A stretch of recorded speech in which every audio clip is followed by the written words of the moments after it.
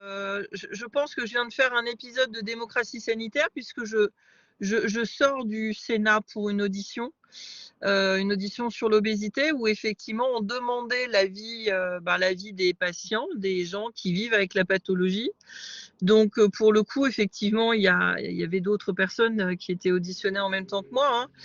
Mais en fin de session, les sénatrices m'ont dit effectivement la parole du patient, elle est capitale parce que on apprend des choses. On est au-delà de l'aspect purement clinique. Et justement, je modestement voulais faire partager avec vous le travail qu'on a fait nous au collectif. Alors bon, l'obésité, maladie chronique qui en regroupe 18 officiellement, qui sont pour la plupart reconnus comme étant des ALD. Le Covid, ce petit épisode, c'est la 19e pathologie où on a particulièrement été aimé par le Covid. Et au final, quand j'ai commencé, parce que patient touché de l'obésité, à vivre ça, je suis allée voir mon médecin et je lui ai dit, je fais quoi? Et alors évidemment, je vous parle de ça il y a 25 ans. Ça me rajeunit pas, entre autres. Il m'a dit, arrêtez de manger, le problème, il est réglé. Donc évidemment, ça a été un petit peu compliqué. Et puis, je travaille dans la presse, enfin, à l'époque, je travaillais dans la presse médicale. J'ai fait 18 ans de presse médicale et je me suis dit, alors là, on va avoir un problème. C'est qu'effectivement, on écrit des choses aux professionnels de santé, mais qu'est-ce qu'il en sort sur la connaissance et le partage des patients? En fait, pas grand-chose, si c'est pour dire finalement rien. Et je me suis dit, moi, je vais me battre pour pouvoir me soigner dans ma pathologie chronique qui finalement est un peu à cheval parce qu'elle n'est pas reconnue. On a fait des choses en 25 ans, mais au final, elle n'est toujours pas officiellement reconnue comme étant une pathologie chronique. Et puis finalement, je me suis dit, toi, Anne-Sophie, tu as réussi à avoir des informations, tu as réussi à te battre là-dessus. Et que font les gens qui finalement n'ont pas accès aux connaissances que tu as? Et j'ai créé il y a 19 ans le collectif national des associations d'obèses et je me suis mis comme leitmotiv d'essayer d'informer, d'armer, de donner un maximum d'informations vulgarisées et de connaissances bienveillantes et validées à la population générale. Et au final, l'obésité, c'est quand même 50%, alors, surpoids et obésité, 50% de la population française, sur lequel on a 8 millions d'obèses en France. Donc, c'est pas comme si on n'existait pas dans le paysage. Et pour autant, le deuxième volet a été de se dire, est-ce qu'on a des recommandations de bonnes pratiques? Et là, évidemment, je vous parle de ça il y a même plus de 19 ans, il y a 20, 21 ans. Et là, on me dit, en fait, non, il n'y a pas de reco. Alors, pas de reco HAS. Donc, c'est-à-dire que malheureusement, les médecins faisaient avec ce qu'ils avaient, avec ce qu'ils connaissaient. Et là où c'était beaucoup plus délicat, c'est que n'importe qui pouvait opérer n'importe qui. Et là, évidemment, ça rentrait plus du tout dans mes oreilles. C'est-à-dire qu'on mettait en danger des patients parce qu'on n'avait pas de protocole, on avait validé, on n'avait pas de mode d'emploi, on n'avait pas de parcours sécurisé. Et là, en fait, j'ai appelé la sécurité sociale à l'époque, je me suis présentée, je leur ai dit, on a un souci. On a d'autant plus un souci qu'on a des morts. Et des morts sur finalement des process qui ne sont pas validés. Et je lui dis, là, il va falloir faire quelque chose. Et on a réussi à faire, alors avant, ce n'était pas la HAS, c'était de souvenir la ANAS. On a été, je pense, on a fait partie des premières associations qui ont été dans les recos en comité d'écriture de bonnes pratiques à la HAS. Et là, en fait, ils nous ont regardés en disant, ah oui, mais en fait, on ne savait pas qu'il y avait ça, et puis on ne savait pas qu'il y avait tel truc, et puis en fait, et même les professionnels de santé, des professeurs en chirurgie, nous disaient, alors je fais une petite anecdote un peu humoristique, hein, il est 19h10, hein, c'est un peu l'heure du repas, qui nous disaient, mais en fait, on n'a jamais vu un patient obèse opéré manger. Et là, je me suis dit, allô, il va peut-être falloir venir un peu à la réalité du terrain. Dire, vous faites des choses, Vous dites des choses aux patients et au final, vous ne savez pas comment ils vivent les choses. Et j'ai dit ça, et il va falloir finalement qu'on apprenne à vivre ensemble, qu'on apprenne à travailler ensemble. Pour qui et pourquoi? Pour un même et unique intérêt qui est celui de la population et qui est celui du patient. Au final, on en est à la louche, je dois en oublier 19 recos en comité d'écriture à l'HAS. On a poussé les choses pour avoir une commission présidentielle qui a été la commission de M. Sarkozy sur un plan obésité, avec la création des 37 centres du plan obésité, ce qu'on appelle les CSO, les centres spécialisés obésité.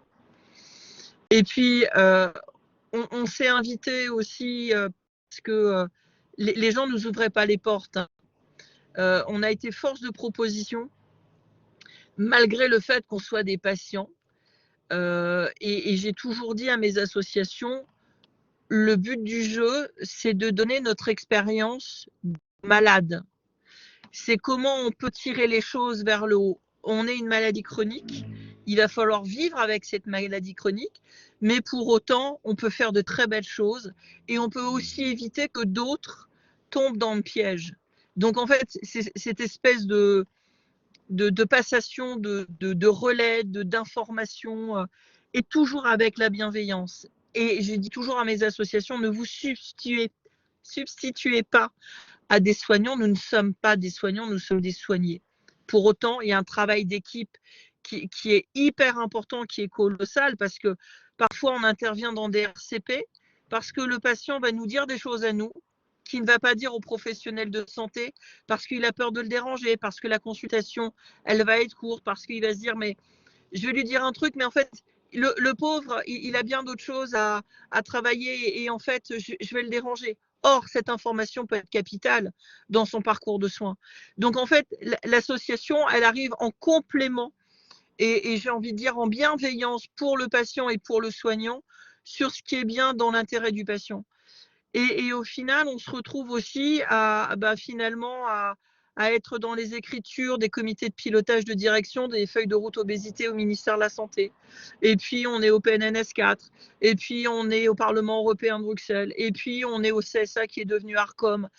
Et puis, en fait, on se dit, le but du jeu, la richesse à mes yeux des choses, c'est de se dire, c'est pas les uns contre les autres, c'est pas les sachants et les non sachants, c'est la complémentarité des individus, des connaissances, et que ces connaissances ensemble sont une richesse pour aller beaucoup plus loin dans l'intérêt du patient et surtout pour essayer de prévenir les choses. Et je pense qu'il y a plein d'associations qui n'osent pas le faire, qui se disent mais je ne peux pas intervenir dans une société savante, je ne peux pas intervenir, j'ai peur d'intervenir dans des commissions ARS ou ministérielles, etc. Là, j'avais une stagiaire de santé publique Master 2 qui était avec moi et elle me dit mais waouh, on va au Sénat en audition. J'ai dit on va défendre l'intérêt de la population, on va apporter notre savoir. Et notre savoir n'est modestement que complémentaire, mais il est capital parce qu'on est sur un travail d'équipe, on est sur une richesse humaine et que tout ça a été développé avec l'accès à Internet parce que Internet, finalement, les gens n'ayant pas de réponse, allez chercher des réponses sur Internet. Et vous savez comme moi que sur Internet, vous avez de tout. J'ai envie de vous dire, il y a à boire et à manger. Et il est trop important, il est à mes yeux inconcevable de dire des choses qui ne sont pas validées et sécurisées, surtout en santé. Donc voilà, nous, on fait ça follement du bénévolat depuis 22 ans, en y mettant nos tripes sur la table. On apporte ce que l'on peut apporter, mais c'est une richesse humaine à plein de niveaux, de rencontrer des gens qui ont les mêmes envies de faire avancer les choses, des soignants, l'État aussi qui essaye de parler et qui fait bien les choses. Là, je vois un message et ça me donne des frissons. Merci beaucoup. Et de l'autre côté, on relaie et on pousse les patients à devenir acteurs de leur santé parce qu'un patient acteur, il relève la tête. il baisse plus les yeux, il regarde plus ses pieds, et que c'est pas parce que vous êtes malade, c'est pas parce que vous êtes différent, c'est pas parce que vous traversez, et tout le monde traversera à un moment donné un épisode un peu compliqué, que ça fait de vous quelqu'un qui est sous-humain, ou qui n'est pas, ou qui ne peut pas rentrer dans la société, ou se défendre, ou travailler, ou faire plein de choses. Donc voilà, je suis désolée, je dis comme d'habitude avec mes tripes, mais on a besoin de tout le monde dans un seul et unique intérêt qui est celui de la population. Voilà, je vous remercie. Merci beaucoup, madame. C'était parfaitement clair et c'était très instructif et intéressant pour moi en tout cas. Je relève. Oui, euh, j'aurais peut-être une question moi à poser, mais je vais d'abord donner la priorité aux gens qui écoutent dans la salle. Je J'avais, profiterai de l'opportunité, Paul je t'en Loup, pour intervenir. Il y aura d'autres personnes, j'imagine. Je voulais dire d'abord mon admiration à Anne-Sophie, qui représente pour moi une personne à la fois lumineuse et d'une intelligence stratégique. C'est pour ça que depuis quelques mois, on s'est rapprochés et elle sait notre soutien. Et pour nous, c'était très important. Je lui avais dit, quand on s'est rencontrés, que lorsque on a organisé les états généraux de la bioéthique, la première question qui a été abordée dans la salle, on s'en rappelle, c'était à la mairie du 4e, c'était la non-représentativité des personnes obèses et leur droit à affirmer leur identité et leur partie prenante des choix qui les concernent, même si elles sont à ce point marginalisées et disqualifiées par toutes les représentations péjoratives. Ça, c'est le premier point, et je trouve que votre combat, Anne-Sophie, nous éclaire parce que c'est une marginalité en quelque sorte. On est gêné par rapport d'ailleurs au mot obésité, on a l'impression que c'est péjoratif, que c'est des gros mots d'une certaine façon, et aussi toutes les culpabilités, les représentations, mais après tout, est-ce que c'est une maladie, c'est lié à des comportements, et on voit que vous posez toutes les questions des vulnérabilités sociales, morales. On peut être obèse dans un environnement très valorisant. D'ailleurs, on voit l'image de l'obésité qui, en termes de publicité, apparaît très différente de ce qu'elle n'était il y a quelques années. Bref, il y a tout un ensemble de reconversions.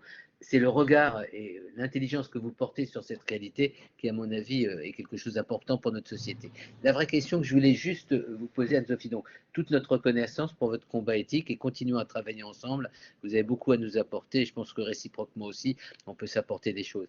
Juste, c'est important, et le 3 juin, quand on restituera ce travail, de mettre brutalement, c'est-à-dire le mot obésité, comme relevant d'une réflexion sur le droit des personnes. Et pour moi, ce n'est pas uniquement les personnes malades. Quand on parle de la droit du 4 mètres de 2, on parle du droit des personnes malades. C'est le droit des personnes qui pointent à la ligne, également dans la prévention, donc dans ce qui évite la maladie, dans l'accompagnement du quotidien, enfin tout un ensemble d'éléments sur lesquels on travaillera ensemble pour voir les propositions qu'on pourra tirer de votre expertise. J'aimerais juste que vous dites en quoi, vous qui connaissez bien le milieu associatif, l'affirmation du mouvement, puisque c'est un collectif finalement, a quelque chose de singulier. En quoi, parce que quand vous dites finalement c'est une maladie, on voit effectivement que c'est une pathologie, on l'a vu avec la pandémie, les cofacteurs aggravants de l'obésité. Mais en quoi votre affirmation par rapport aux questions de démocratie en santé a quelque chose de singulier? Alors, l'obésité, la France, parce qu'on travaille aussi au niveau européen, la France est l'un des pays qui a fait le plus de choses depuis 20 ans. Alors j'ai envie de vous dire, on a été quelques agitateurs à pouvoir pousser les choses, hein, c'est pas tombé comme ça évidemment.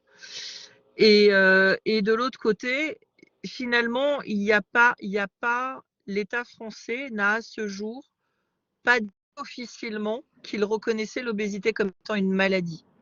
Et au final, l'obésité, il n'y a pas de formation au cursus initial des soignants, des médecins et des professionnels paramédicaux.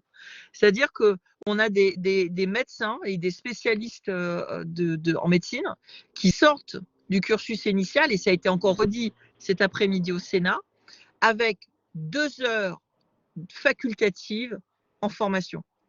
C'est-à-dire qu'on forme des professionnels de santé qui ne sont pas formés à un patient sur 2 qui vont voir arriver dans leur cabinet. Et ça, pour moi, c'est pas possible. C'est dangereux pour tout le monde, pour les patients et pour les soignants. Et je vois, moi, j'ai la chance et l'honneur de travailler avec, entre autres, le professeur Hopper à la Sorbonne Pitié-Salpêtrière, parce que le doyen a accepté que j'intervienne dans les cursus, à la fois dans les DU et DIU, et sur les 4e, 5e et 6e années de médecine, sur lequel on confronte, hein, on est en discussion, parce que moi, c'est ça qui m'intéresse, c'est de connaître finalement leur vision des choses aux futurs médecins et de voir comment ils appréhendent. Et parfois, j'ai eu des médecins assez souvent qui me disent, en fait, moi, quand je vois arriver un patient obèse, je botte en touche. En fait, soit j'essaye de le zapper ou de le renvoyer vers quelqu'un d'autre parce que je ne sais pas quoi lui dire. Et je lui dis, mais ne serait-ce que déjà lui dire que vous ne savez pas, parce que l'obésité, c'est ultra complexe, parce que vous n'avez pas à cette heure le moyen de mieux l'orienter et d'être avec lui, mais que vous allez réfléchir, que vous allez travailler la question, que vous allez voir avec d'autres professionnels de santé et que quoi qu'il arrive, vous allez revenir. Rien que ça. Vous allez mettre dans les mains du soigné un pouvoir d'espoir, parce qu'il va se dire, je suis considéré. Je suis considéré et j'ai quelqu'un qui ne va pas faire n'importe quoi, qui ne va pas me promener, qui ne va pas me balader, qui ne va pas me sortir des trucs pas possibles et inimaginables, et qui va border les choses pour pouvoir sécuriser les trucs. Et ça, à mes yeux, je ne sais pas si je réponds à la question, parce que pour le coup, j'ai l'impression d'être parti un peu, d'être parti sur un explicatif, mais même l'État, là, je vois le Sénat me disait, mais Madame Joly, on vous pose des questions et vous nous dites, on a tellement avancé par rapport à d'autres pays européens, on n'est à pas grand-chose d'y arriver, et pour le coup, il manque quand même plein de trucs à côté. Donc j'ai fait évidemment ma liste au Père Noël, hein, je ne vous cache pas, hein, j'y suis arrivée avec un petit feuillet de 78 pages, recto verso, en leur donnant des pistes.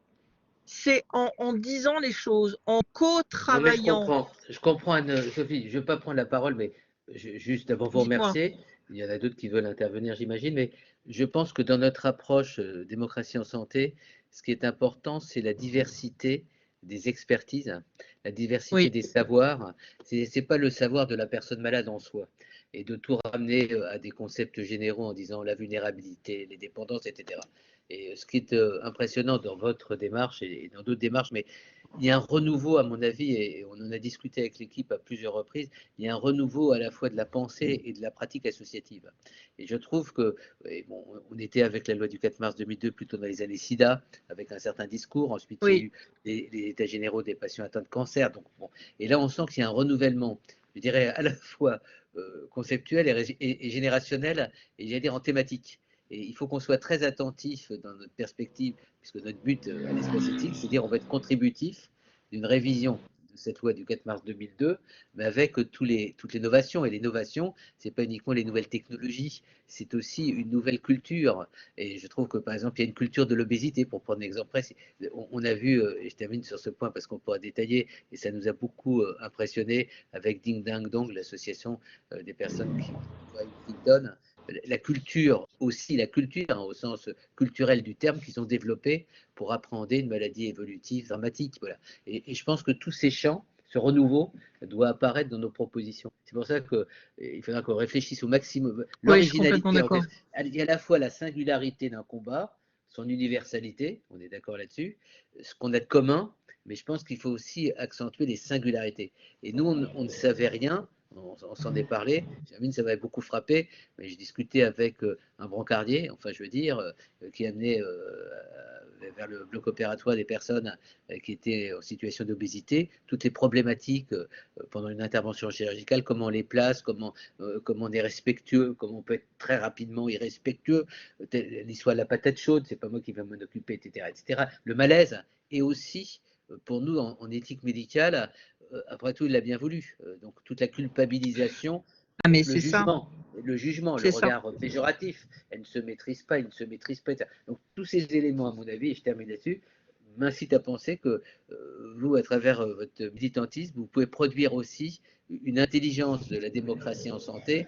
Quand tout à l'heure on entendait Pierre-Yves aussi parler, chacun, ce n'est pas des îlots, mais chacun doit partir Non. de son expertise, la faire valoir, et qu'ensuite on arrive à trouver les liens pour dire ça renvoie à tel principe et telle valeur commune. Et je trouve aussi la force de la parole, et je termine sur ce point, notre espace éthique, c'est pas un lieu désincarné. Je pense qu'il faut qu'il y ait la vitalité et la force de contestation de la parole. Voilà.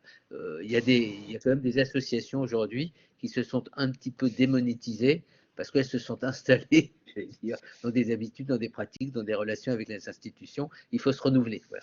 Merci mille fois Anne-Sophie d'exister. Voilà, merci à vous. Voilà. Si vous voulez, on peut dépasser, mais pas de trop le temps qui était prévu. On avait prévu de s'arrêter à 19h30. On peut prendre 5 minutes de plus. Alors, il y a Pierre-Yves Trainard qui a demandé la parole et je crois qu'Anne-Caroline Claus-Verdreau voulait aussi dire un mot. Voilà, Pierre-Yves Trainard, je vous en prie.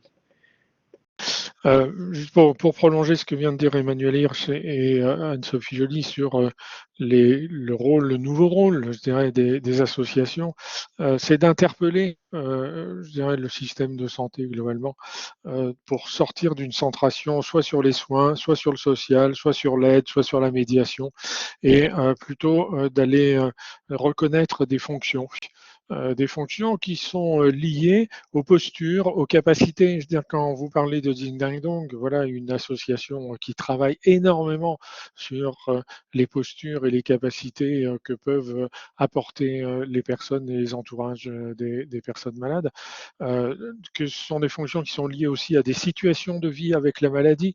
On voit bien que les situations de vie avec la maladie sont différentes suivant les maladies, quoique on voit beaucoup de choses très transversales du fait de vivre avec une maladie chronique et qui crée, alors là, évidemment, toutes les situations de vie quand on pense à la vie professionnelle, à la vie sociale, à la vie avec les autres et avec sa propre famille. Et puis aussi des fonctions qui sont liées au contexte et aux environnements de vie. Ça n'a rien à voir de vivre avec une maladie chronique dans un milieu rural ou en milieu urbain, je dirais entre autres, et dans la vie professionnelle non plus. Voilà. Et il y a beaucoup de choses à faire pour que aussi on transforme un petit peu les relations dans le monde du travail. Et enfin, je dirais des fonctions qui sont liées aux liens de coopération qui se créent avec les soignants. Et vous l'avez très justement souligné, non seulement dans le domaine du soin, de l'éducation, mais de la recherche, de l'enseignement aussi. Anne-Caroline, tu veux dire un mot? Oui, est-ce que vous m'entendez? Très bien. On ne te voit pas, mais on t'entend. Oui, non, je voulais juste faire deux remarques pour partie issues de l'enquête refondée ensemble la démocratie en santé. La première remarque, c'était en termes de propositions, ce qui ressortait de l'enquête, c'était comment dire, pour donner davantage de place aux patients experts, enfin, pour que leur place soit davantage reconnue. Et aussi dans une perspective de pair et danse, il y avait cette idée qu'il y avait encore trop de freins et qu'il fallait faciliter l'accès des patients experts au parcours de soins, et notamment, voilà, c'est aussi des propositions qu'on peut vous soumettre, notamment que les patients experts puissent participer aux réunions de concertation pluriprofessionnelle, et également que leur accès soit facilité aux séances d'éducation thérapeutique, et avec l'idée d'assouplir l'obligation des 40 heures de formation pour ces patients experts. Voilà, ça c'était ma première remarque. Et la deuxième, dans une perspective de transformation des postures pour œuvrer à cet espace d'interaction patient-usager professionnel. Un des points qui m'avait frappé dans les réponses à l'enquête, c'est cette présence encore de résistance des deux côtés, côté professionnel et côté usager, qui persiste des deux côtés et qui concourt, me semble-t-il, parfois à une forme de dialogue de sourds. Et il me semble qu'il est important de prendre conscience de ces résistances qui me semble-t-il, se manifestent par une double ambivalence, avec côté patient le sentiment souvent d'un manque de considération de la part du professionnel, et en même temps le besoin de s'en remettre à à une autorité entre guillemets sachante, et de l'autre côté le professionnel qui à la fois peut craindre que les préférences du patient constituent un obstacle au bon déroulé du soin, ou que son point de vue puisse être entre guillemets confusionnant dans la démarche de soins, et en même temps aussi le reproche assez fréquent d'une forme d'agressivité de la part des patients à leur rencontre. Et dans la continuité de cela, il me semble que du coup, il y aurait la nécessité des deux côtés, de chacun, pouvoir réfléchir et prendre conscience du fait que les représentations que l'on a de l'autre, les représentations qu'on porte en soi de l'autre, ont nécessairement un impact, enfin, ou du moins ne sont pas sans incidence sur le vécu et l'expérience de l'autre. La façon dont on se représente l'autre a un impact sur la façon dont il va vivre les choses, dont il va vivre sa maladie notamment, la façon dont il va se comporter aussi. Donc voilà, en résumé, un travail à faire, me semble-t-il, s'interroger chacun sur ses propres représentations, et notamment pour revenir sur ce que disait Judith Mollard tout à l'heure, voilà, une représentation assez classique, que le professionnel, c'est celui qui est là pour aider, mais voilà, mais il s'agit aussi de ne pas oublier qu'il peut être aussi parfois celui qui a besoin d'être aidé. Voilà, donc l'idée de déconstruire ces représentations et de reconnaître que le professionnel peut aussi parfois être malade, vulnérable, de même que le patient peut être est d'abord celui qui est aidé, mais qui peut aussi être celui qui peut aider. Voilà, d'avoir cette souplesse dans ses positionnements. Je ne sais pas si j'étais claire, mais c'est un point qui me semblait important. Merci beaucoup. Merci beaucoup, Anne-Caroline. Alors, je vais donner peut-être la parole à Judith, qui nous donnera peut-être le mot de la fin.